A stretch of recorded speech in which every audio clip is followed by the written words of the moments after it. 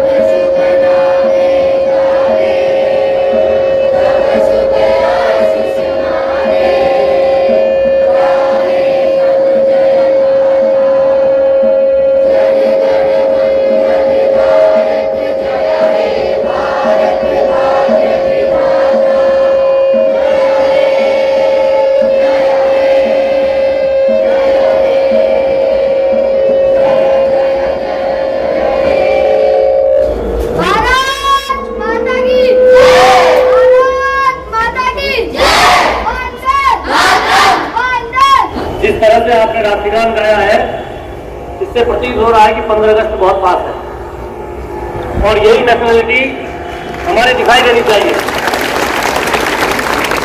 तो सुना आपने राष्ट्रगान। ये शांत शिक्षक, शांत छात्र राष्ट्रगान की धुन में मदहोश थे। फिलहाल मुझसे संबोधन के लिए कहा गया तो मैंने संक्षिप्त संबोधन किया है अपने इन छात्रों को, अपने इन भाइयों को, बहनों को। सुनिए थोड़ा सा मिला है। तो इसलिए इस स्कूल का विद्यार्थी होने के नाते मैं रहा हूँ। तो और जब दूर जो देश में गए यहाँ से लोग पढ़ के, जब उनको ये लगेगा कि ये स्कूल चमक रहा है हमें भी गर्व होगा कि हमारे जो नए स्टूडेंट हैं, क्योंकि देखिए हर स्कूल, चाहे आप स्कूल से पढ़े हो, तुम्हारे लिए साथी हो। इसलिए मैं चाहता हूं कि अपने ऊपर एक अभिमान लेके आइए कि स्कूल से पढ़े हुए हैं, और वो अभिमान तब आएगा जब आप ऐसी हरकतें ना करो जिससे गलत मैसेज जाए पूरे रामनगर में, पूरे दिल्ली में, पूरे उत्तराखंड में कि देखो कंप्यूटर के बच्चे तो गुंडागर्दी कर रहे हैं, लफंगेगिरी कर रहे हैं। तो ये छोटा सा संबोधन था मेरे अपने स्कूल के इन साथियों के लिए। साथी इसलिए कि मैं भी इस स्कूल से पढ़ा हूँ, तो मेरे भाई हैं, मेरी बहनें हैं, मेरे दोस्त हैं, क्योंकि स्कूल से ये पढ़ के जा रहे हैं। इसको मैंने कहा कि आप ऐसी हरकतें ना करें जिससे ये मेरा स्कूल बदनाम हो। ये स्कूल का नाम होगा तो मेरा भी नाम होगा, आपका भी नाम होगा, आपके माता पिता को गौरव होगा कि हमारा ये बच्चा यहाँ पढ़ता है। और देखिए आपके कारण वो गरीब परिवार जो महंगे महंगे स्कूलों में फीस नहीं दे सकते, वो स्कूल में आना उनके लिए मजबूरी ना हो, वो गर्व से स्कूल में आए कि नहीं, हम MPHS ऐसे भी अपने बच्चों को पढ़ाएंगे, क्योंकि वो अच्छी पढ़ाई होती है, वहाँ के बच्चे आगे बढ़ते हैं, वहाँ के बच्चे अनुशासित हैं, इसलिए वो यहाँ पढ़ने आए। इस मजबूरी से ना आए कि उन्हें पैसा कम देना पड़े। फिलहाल देखिए अब ये स्कूल की पीरियड खत्म हो चुकी थी, अब बच्चों को अपनी कक्षाओं में जाना था, तो किस कदर वो अनुशासित ढंग से जा रहे हैं। और ये एक दिन की बात नहीं है, मैं जब यहाँ आया हूँ तो मैं बता के नहीं आया हूँ, यहाँ पे किस कदर बच्चे अपनी कक्षाओं में जा रहे हैं, अनुशासन के साथ जा रहे हैं। तो मैंने उनसे बात की है जाते समय, ये 12th के बच्चे हैं, 11th के बच्चे हैं, और किस कदर एक जोश, एक उत्साह। तो ये सारे बच्चों से मैं कहना चाहता हूँ, अगर ये वीडियो मेरा देख रहे हैं, प्लीज़ आप एक ऐसा माहौल बनाएं और आपके आसपास के स्कूल के जो आवारा बच्चे आके लड़ाई कर रहे हैं, दंगा कर रहे हैं, उन्हें आप रोके, प्यार से, दादागिरी से नहीं, क्योंकि आपको शांत रहना है, अनुशासन में रहना है। जिस तरह से आप स्कूल की चार दीवारी के अंदर शांत हैं, वैसे ही आपको बाहर भी शांत रहना है। आपके कारण एक संदेश जाएगा कि देखिए ये MPHIC एक उदाहरण है।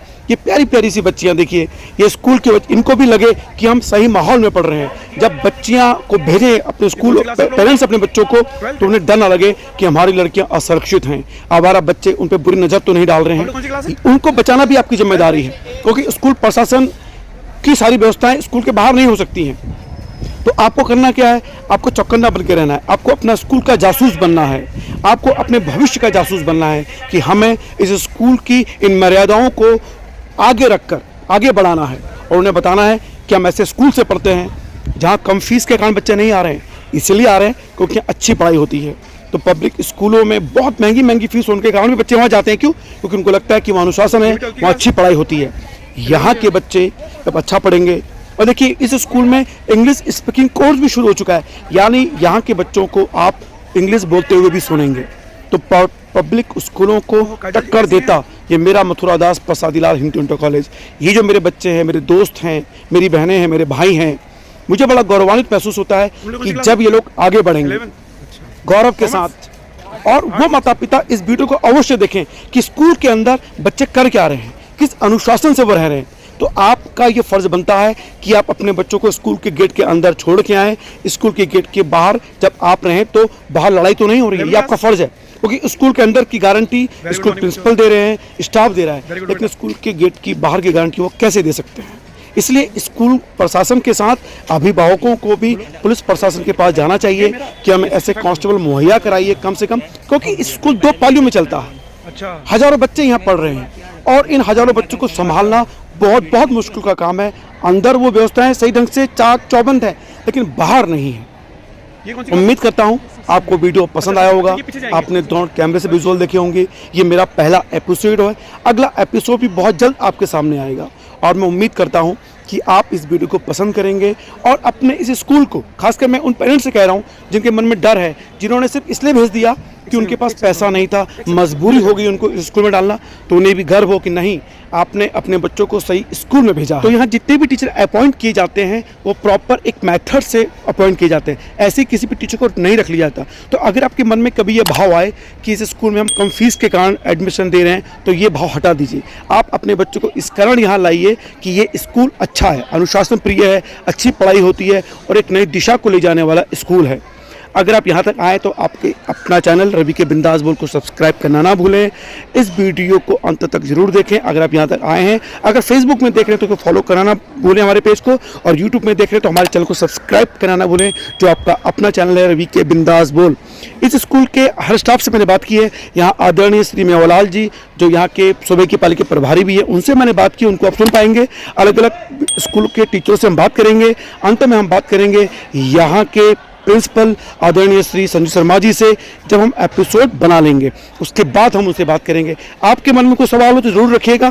फिलहाल आप सुनेंगे आदरणीय श्री मेवालाल जी को जो सूबे की पालिका प्रभारी हैं। प्लीज़ चैनल को सब्सक्राइब करना भूलें, जो आपका अपना चैनल है रवि के बिंदास बोल। रवि के बिंदास बोल में आपका स्वागत है। हमारे सामने आदरणीय ज्योग्राफी के सर मेवालाल जी उपस्थित हैं। सर पहले तो आपका चैनल में स्वागत है हमारा।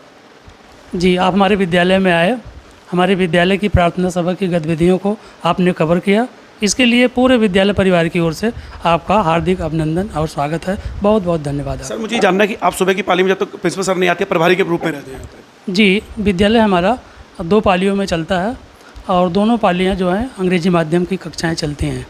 तो प्रथम पाली का प्रभारी के रूप में हम काम करते हैं। हमारे प्रधानाचार्य जी 9:30 या 10 बजे करीब आते हैं, तो प्रथम पाली का प्रभार हम पे है, हम ये प्रथम पाली को देखते हैं। सर प्रथम पाली में लगभग कुल कितने बच्चे पढ़ते होंगे?